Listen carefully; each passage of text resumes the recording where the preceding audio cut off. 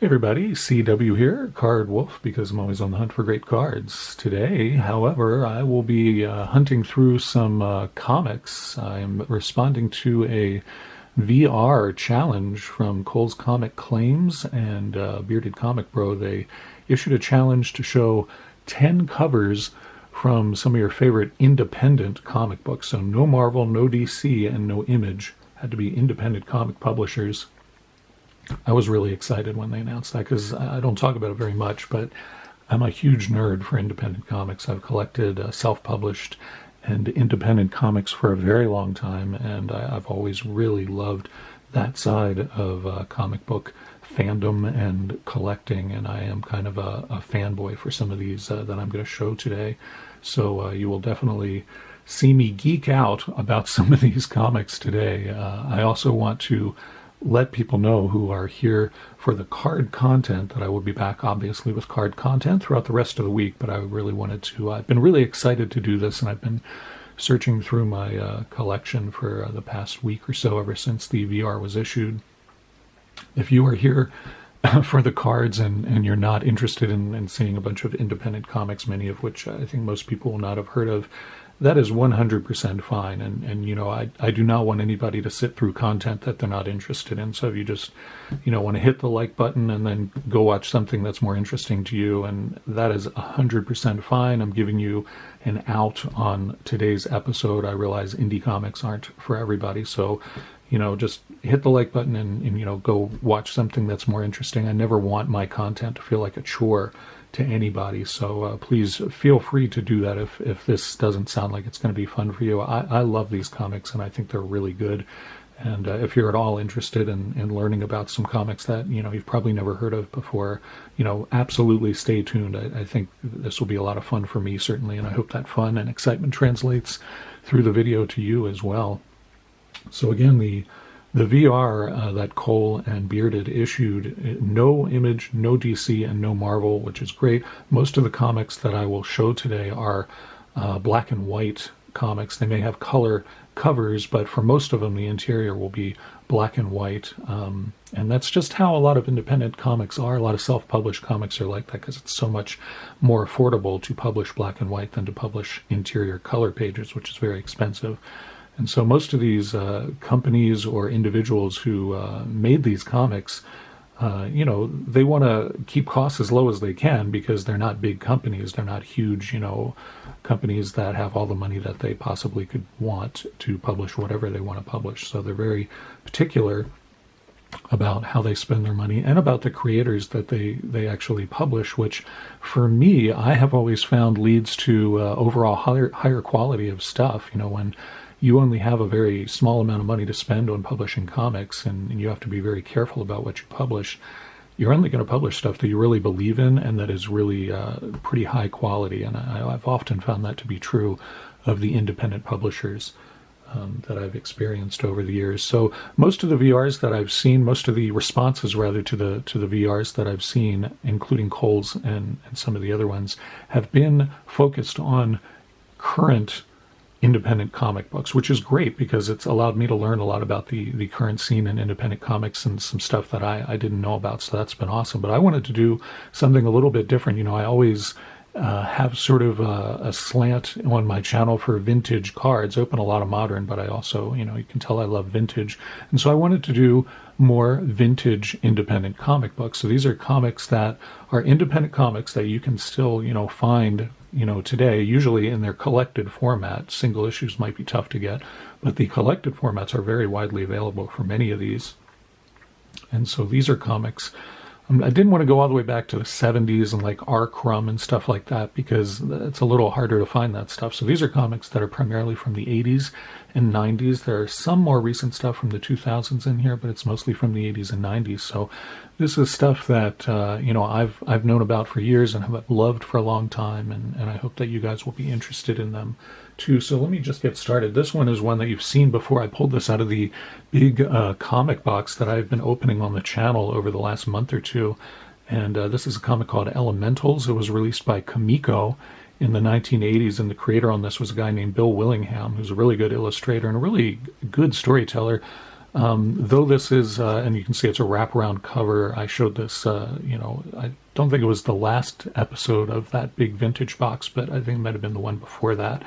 And, this focused on a team of superheroes and very adult themes. This was not a kid's book at all, very adult themes, and a lot of interesting characters in here, and seeing how they interact with one another was sort of the treat of this. It also was a very different take, a very mature take on superheroes, long before any of the comics that we see today that are, have very mature takes on superheroes ever came out. So this was a very influential comic, very mature themes, and it was one that I really enjoyed at the time. Bill Willingham went on to do a lot of other work in the comic industry, but this was really a big breakthrough book for him at the time. It got a lot of press and a lot of people talked about it at the time. I was really into it then. Again, this came out in the 80s, and Comico was a really good independent publisher for a long time. They were the first place that I believe Matt Wagner ever published his work. He did a really wonderful book called Mage that came out and has been collected. You can find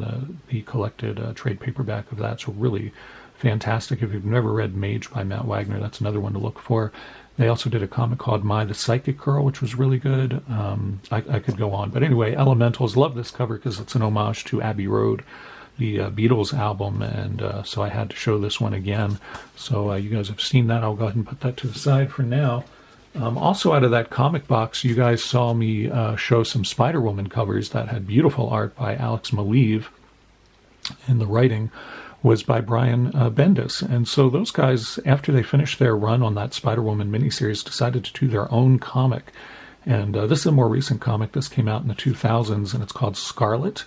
And it's a very action-oriented comic, sort of violent, as you can tell by this cover. But I've always liked Alex Maleev's art a great deal, and this one is in color, and it's really quite nice, by a company called Icon Comics, and I'm not actually sure that they are printing comics anymore. I think that Bendis and Maleev may have just created that company. I can't remember, but anyway, they did this sort of short series called Scarlet. Bendis wrote it, and Maleev illustrated it. And it's just this is a great cover. I mean, it tells you pretty much just looking at it what the comic is about. Kind of a hard series to find these days. It was collected, so you can find the trade paperback, and that's pretty easy to find. Definitely. If you like sort of, violent, action-oriented stuff with a strong female heroine, this might be a good comic for you. I certainly enjoyed it while I was out. It didn't last for too long, unfortunately, but it was a lot of fun to read at that time. And so those both sort of, including those, sort of stemmed from opening that big box of vintage comics and going through all of those comics with you guys. I was reminded of those and wanted to include those. And now the remaining 8 that I want to show you are not really from that. They are just comics that I really like the covers of, or comics that I just really love the comics and the creators of. And so the first one is by a guy named Jordan Crane, and this is from the 90s, I believe, and it's called Non, or Non. And this is issue number 1. It's a smaller format size. You can see this compared to regular comic format. It is smaller, and they only did 5 issues of this. I think it has been collected. You can probably find the collection of this somewhere else. Jordan Crane is a fantastic illustrator. He actually did a postcard set. Some of you guys know I collect postcards as well, and his postcard set was in color, and really, really good illustrations in that whole postcard set. And here's the back, also a really neat illustration on the back. And it was published by a very small company called Red Ink Comics. And the single issues of this, I'll be honest with you, are a little bit tough to find, and they go for about $20 or $30 usually when they come up. This from 1997. Jordan Crane and then Larry Stone and Ted May also did work in this. But the 5 issues include a lot of other really great comic creators, including Paul Pope, who's very well known in the industry. And you can see it's all black and white and kind of a slice of life, but also kind of weird and strange sort of elements added to it. Anyway, I really loved the cover of this, and I thought of it immediately and just wanted to show it. So that is one there. This is a comic that also came out in the 90s. This is also from 97, this issue anyway. And this is called Box Office Poison. And it's by a creator named Alex Robinson, who I met on several occasions back in the 90s. He's a really nice guy. They've collected Box Office Poison now in a trade paperback. I think it's just called BOP. but it's very easy to find. I think you can get it on Amazon or eBay for pretty cheap. I always like this cover. This is also a wraparound cover. I'm going to try to open it very carefully, and it's an homage to a famous painting that was the inspiration for a play, actually, by Sondheim called Sunday in the Park with George. But this is based on a painting by the French painter Seurat, who was a great pointillist painter. And this painting this is based on, actually, I think hangs in a museum in Chicago, if I'm remembering right. The great thing about this for me, aside from being an homage to a famous piece of art, is that it featured all of the main characters from Box Office Poison in color. And the comic is in black and white, as you can see, so you didn't often get to see these characters in color. It's by Antarctic Press, who was another small publisher back in the 90s, but they had one really hugely popular book that came out called Strangers in Paradise by a creator named Terry Moore. Hugely popular book about two women in a relationship who sort of drift in and out of the relationship. Started off as a mini-series that was published by Antarctic, and I was thinking about, I have that too, and I was thinking about showing those, but I just like the cover of this one so much more. The cover to the mini-series books that Antarctic did are a little simpler, and they're good, but they're not as they're not favorites of mine or anything. And interestingly enough, this character is one from Strangers in Paradise, actually. So Alex Robinson kind of did his fellow creator at the same publisher, a solid. I think this character is also from an Antarctic book. I can't remember the name of it right now, but fun thing that he did, and I really like this cover. The book itself, I really enjoy Box Office Poison. It's about a lot of the characters that you see on here, and one of them is actually a comic book illustrator, this guy is, and then this guy is sort of an old-time sort of he used to be involved in the comic industry, and then he was forced out of it, and you sort of learn his backstory. And then these two are the main couple that are in the book, and you really get to see what their relationship is like. And it's again, this is a very, very funny. Alex Robinson has a very strong sense of humor and injects that throughout this entire comic. It's a very funny comic, but also a very dramatic comic, sort of a very realistic type of comic in that regard. A lot of fun. I really enjoyed this comic, and I thought the writing was very strong. I'm not sure what Alex Robinson is doing now, but I hope that he's still involved in comics. He had a really good voice for it. So here's another wraparound comic I wanted to do, and this also is one that shows all of the characters in color, and you didn't normally see that. This is just a seminal comic book when you talk about independent comics. It's from Fantagraphics, which is just a tremendous publisher of independent comics for many, many years. This is Love and Rockets, and this particular issue is Love and Rockets 50, which was the last issue of the first series of Love and Rockets. At the time, we didn't know that they were going to do another series of it, but they did come back and do, I think, 2 more series of it. But anyway, Love and Rockets is just, if you've never read it, it's amazing. It's a wonderful, amazing comic. It's about, primarily it started out focusing on 2 characters, Maggie and Hopi, who were 2 women in a relationship, and one of them had a really huge crush on the other one that they really focused on that relationship. But then they branched out, and you see a lot of different characters, and a lot of different storylines were introduced that sometimes intersected and sometimes not. Very sort of surrealistic in a lot of ways, and you can tell that just by looking at these characters. These are a lot of the main characters and side characters that appeared in the comic over the course of its run. It started out, I think this comic came out in 1982 originally, and then it finished in 1996, which is what this issue is from. And then the second and third series came out after that. But I mean, you can see a very weird array of characters. This guy with the horns was a billionaire. I think his name was Henry, if I'm remembering right. And a lot of just really weird and interesting characters, strange interactions that you would see. It was very had this wonderful flavor to it that just no other comic has ever really captured it. It was really surrealistic in certain ways. Like, you'd see very strange characters, robots and superheroes and aliens and just all kinds of stuff show up. But at the core of it, you had these very relatable characters who were just trying to make their way through life, and really amazing dialogue. The interactions between some of the characters just blow you away in this comic. If you've never read Love and Rockets, you can easily find it. I've got one of the collections here. It's very easy to find. This one's primarily focused on Maggie.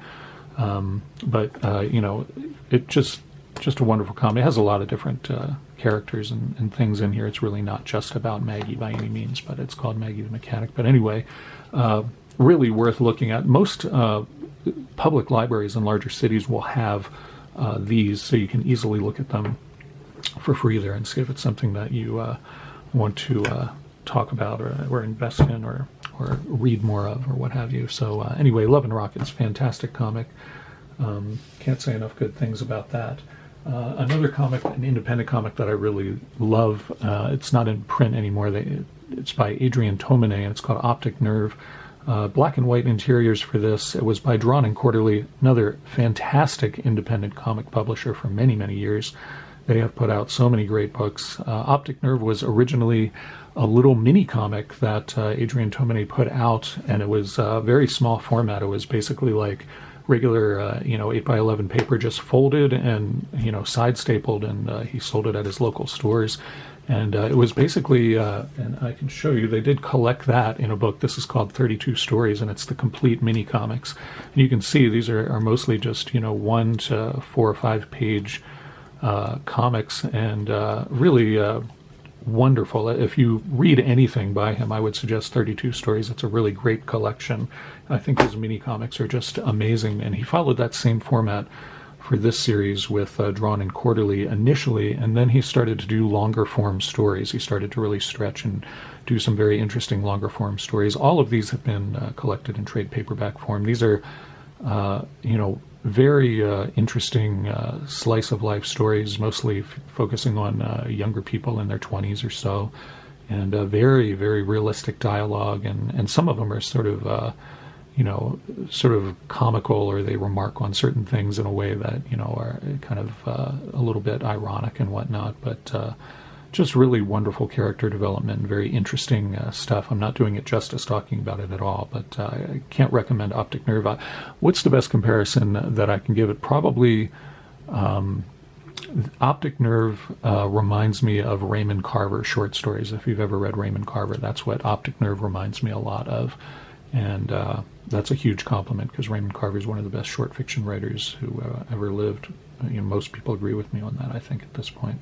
So Optic Nerve is really just a wonderful comic, very worth seeking out, and is not a huge time investment to read either, because the episodic nature of it's very short, and a lot of characters that you just never see again.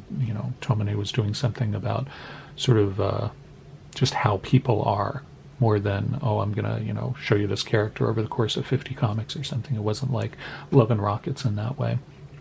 Tomine now is an illustrator. He does covers and illustrations for The New Yorker, the long-running magazine. And you can see his illustrations on the cover of that magazine often. So he has not done... the last comic he did, actually, now that I'm thinking about it, he did a... very biographical comic, a memoir of a lonely comic artist, I think is what it's called, and it did win the Eisner for Best Graphic Memoir, which I think is a relatively new category for the Eisner Awards, which are probably the highest awards that you can win as far as if you're a comic book creator. So he is still active in comics, so he's not doing Optic Nerve anymore, as far as I know. I guess he could always come back to it.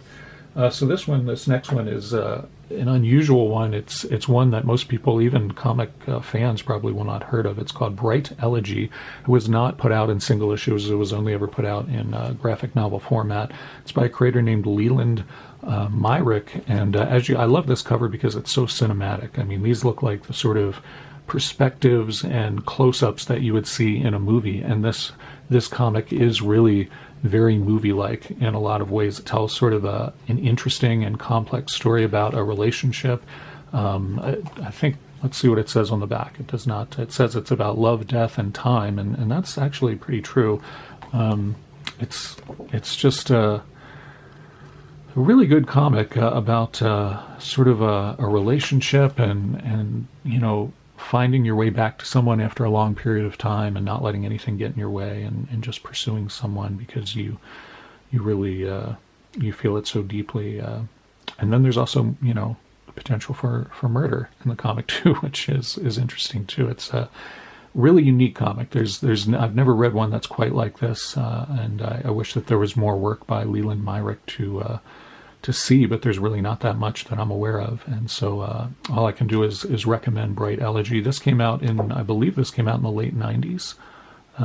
2004. Okay, so I'm way off there. So 2004 this came out. I believe it might still be in print. I'm not sure. The publisher here is Adept Books, which is not a big name independent publisher. So I don't know if Adept is even still around now at this point. But and this book, as it says here, was made possible by a generous grant from the Xeric Foundation, which was this wonderful nonprofit organization that was set up by the co-creator of Teenage Mutant Ninja Turtles. And he decided he wanted to set up this foundation that would give grants to independent comic book creators so that they could publish their books. And it was a wonderful organization. I knew a lot of comic creators back in the 90s and early 2000s who won Xeric grants and were able to print their books when they wouldn't have been able to do it otherwise. So that is a really cool thing. Xeric Foundation isn't active in comics anymore. I think it changed its focus to the environment, unfortunately, but not that the environment doesn't need nonprofits helping it does, but it left a real gap and a real vacancy as far as funding for independent books. But anyway, Bright Elegy is worth seeking out if you can find it. I'm going to go grab the next stack of books. I think we've gone through maybe 5 or 6 at this point. I'll be right back. Okay, so here we go. This next one, a beautiful cover. I couldn't not include this one. It's called Orange, and it's ostensibly by Benjamin, though I don't think that's the creator's real name. I did know the creator's real name for a little while, but I don't anymore. Anyway, beautiful cover, and this is an independent book that is not actually in black and white. It's all painted art and very, very colorful palette that they use here. It sort of alternates between blues and greens, and then you get these splashes of red and orange, and then there's a little sort of gallery of other work by this creator in the back that is also very beautiful. Wonderful comic, not a ton of it really focused on the art. There's certainly dialogue and things like that, description and all of that, and it's a very really moving comic. It's by a publisher named Tokyo Pop, who has just done fantastic work for many years, bringing over Japanese comics to the United States that we would otherwise never see. I'm trying to look for the date to see when this came out, because I'm pretty sure it's been early 2000s, I think, is when this came out. Yeah, here we go. So this came out in actually 2009, so this isn't that old, but anyway, really a beautiful art and beautiful cover, and Tokyo Pop is just a wonderful publisher, constantly bringing over amazing Japanese work that we would otherwise never see. And in saying that, I also have to call out another great publisher. This isn't part of my cover, but anyway, Viz Publishing also brings over really amazing Japanese work, amazing manga work. This is Ranma One Half, which features a panda bear who doesn't talk but holds up signs periodically to comment on what's going on between the main characters. And this is a wonderful book too. I don't want to add another book to this, but when we're talking about independent publishers who publish Japanese material, Tokyo Pop is amazing. Viz is amazing. They both do very, very important work. I think Viz might be celebrating an anniversary this year. I'm not sure. I thought I saw something in a press release about that a little while ago. I think Viz might be celebrating its 25th anniversary or something this year. So anyway, that's something to be aware of as well. But anyway, the one I wanted to show you was Orange. Ranma One Half is also an amazing book, by the way, just sneaking that one in there. All right, so now we're getting down to, we actually only have 2 covers left, but these are 2 of my favorite comics creators ever, honestly, so I cannot recommend them highly enough. This is probably my favorite cover by the Norwegian comic creator Jason. He just goes by Jason, and his work is also in color, which is a selling point for a lot of American audiences about this, and it's in English, of course. But his work is... Jason is probably, I would say, if he's not my favorite comic creator, he's certainly very close to the top. Jason has been publishing books for probably about 20, 25 years at this point. This one I like so much because it's very Hitchcockian. It reminds me of an Alfred Hitchcock movie. I love Alfred Hitchcock movies, but Jason also does books where the characters time travel, or where the characters seem to be trying to commit crimes but have a crisis of conscience. There's a lot of stuff that sort of interesting elements. There's another one that features zombies, not in a way that scary horror zombies, but just it's a fact of the world that he's created. They're just zombies in that book, and you kind of see characters dealing with them in very unusual ways. Another one I think features a meteor that's heading towards Earth, and you kind of see what people do in response to the idea that the planet may be destroyed in a certain amount of time. But anyway, this one is very Hitchcockian. I love this book a great deal. There's just sort of, if you've ever seen Rear Window, it's very similar to that in certain ways. The back of this describes his work as deadpan comedy thriller style, and that is accurate. And then it also says this book, it's a wrong man mystery, but also a meditation on what it means to live and have lived. And that is so true about a lot of his work. It's a meditation on what it's like to live and have lived in the world, but it also has these sort of genre elements that sort of propel the plot, whether it be time travel or zombies or, this Hitchcock thriller type thing. I cannot say enough positive things about Jason. His work is absolutely wonderful, and he is a very inventive comic writer. Almost all of his work features characters that are anthropomorphic, so they're are humans, but they have animal heads and animal feet and stuff like that. But don't let that make you think that they're like for kids, because they absolutely are not. They're definitely for grown-ups and are very good. His work more recently has appeared in sort of hardback format. This is a more recent thing by him. I think Why Are You Doing This came out in the early 2000s. Lost Cat, I can't remember when this book came out. It's been within, I think, the last 10 years or so. And this is also by Fantagraphics, who is a publisher we talked about before. Where's the copyright information on this? I don't know why they... And here's actually a nice look at a bunch of his books here. I'll bring this up closer to the camera so you can kind of get a sense of that. The Werewolves of Montpelier, The Left Bank Gang, which is a hapless band of criminals. He does, this one, I Killed Adolf Hitler, is the time travel one. That one's pretty amazing as well. So this one came out, it looks like, in, where's the year here? 2013. So yeah, this is only about 10 years old, as I thought. Anyway, Jason, as I said, is probably my favorite comic book creator. I can't recommend his books enough, and I think this one is probably my favorite. So, last book, this is number 10, and love this cover. This is called Bad Houses, and this is the Dark Horse book that I mentioned. I had one book in here by Dark Horse Publishing, who is a really, I don't know if they're the biggest independent comic publisher out there. I think they probably are. They actually have had, for many years, they had the Star Wars license, and they were publishing Star Wars books and put out some really good ones. But I didn't want to talk about Star Wars. I wanted to talk about independent comics that were truly by independent comic creators. And I love this cover. Just because of the perspective, you got a guy in the foreground, and then you have the other main character who is portrayed in these mirrors that are behind him in this store, and just really, really neat. And the illustrator here is someone who I'm a tremendous fanboy of. Her name is Carla Speed McNeil, and she has been creating comics for a long time, and I'll talk about her in a moment, but I just wanted to show you the interiors of this. It's a really cool comic. The back, it says, it's a coming-of-age tale about love, trust, hoarding, and dead people's stuff.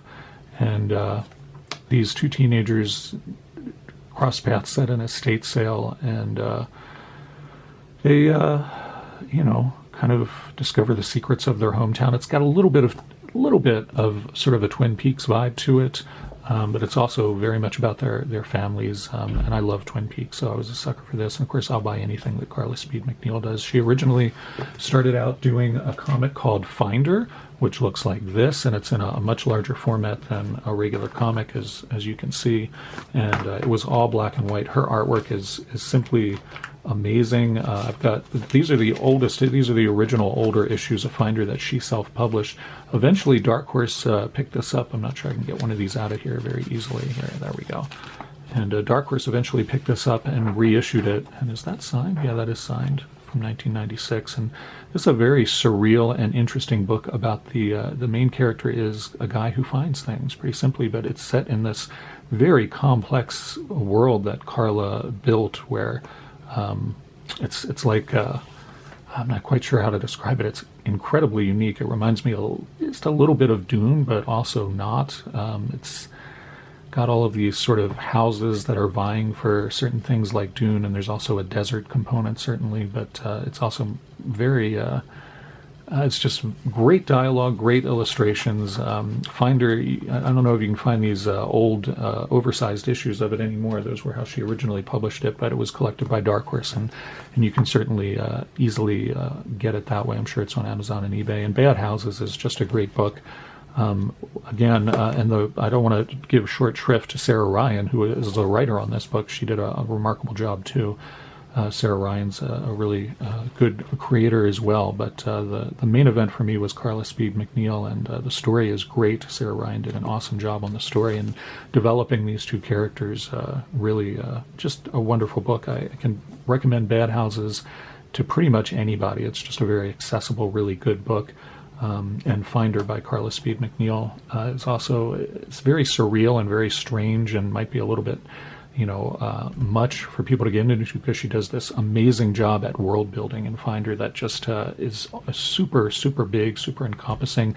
Tons of characters get introduced. If that sounds like your thing, then Finder is absolutely for you. So anyway, that is the big stack of books that I have to show you in my VR response to Cole and Bearded. I suspect that you guys are regretting ever asking me to do this. Not that you asked me directly, but Cole, you did encourage me, and now I've gone on and done like a half-hour video on this because I really, as you can probably tell, I kind of geek out about indie and self-published books, and I've always felt that way. So I hope you guys enjoyed this. Again, I hope that nobody sat through this who wasn't interested in this.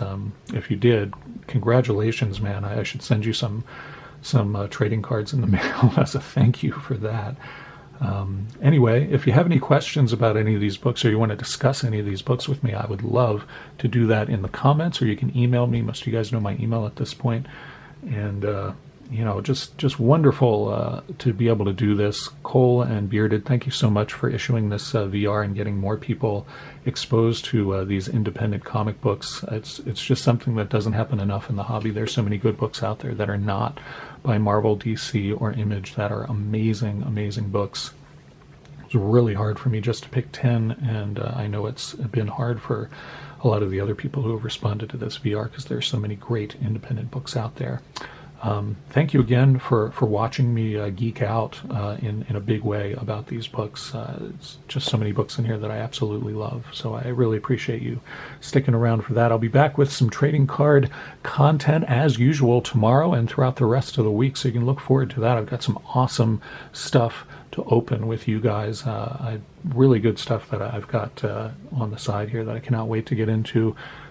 Different card products. So we're going to have a lot of fun this week. Hope you guys had a great weekend. I will see you soon, and as always, happy collecting.